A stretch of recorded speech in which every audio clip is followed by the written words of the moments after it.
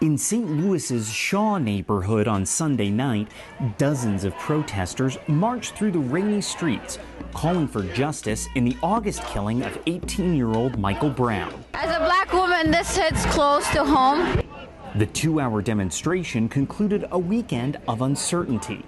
Many here thought a grand jury's decision about whether or not to bring charges against Darren Wilson, the white police officer who killed Brown, would be announced Sunday. But then it wasn't.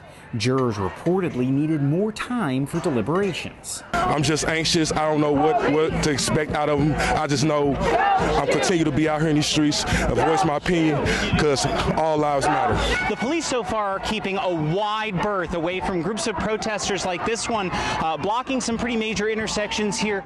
And the night would end peacefully. The prevailing hope, of course, is that any demonstrations following the grand jury's announcement will be peaceful too. City Alderman and community leader Antonio French. I'm expecting large crowds of people in the streets. I expect most of them to engage in nonviolent protest. Some may engage in civil disobedience, again, nonviolently. But even with those expectations, Missouri's governor declared a state of emergency last week. Law enforcement and even the National Guard are on standby.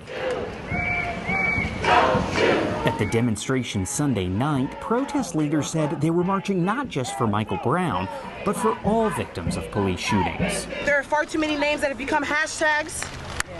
There are far too many names that we have to learn after they are lost. They never get to fulfill their dreams. They never get to live to their full potential.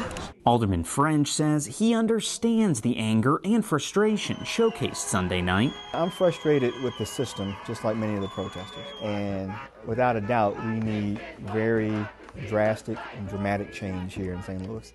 But I also know that that is a long process. And so for some of the younger protesters, my message to them is that be angry, be frustrated, but also be patient.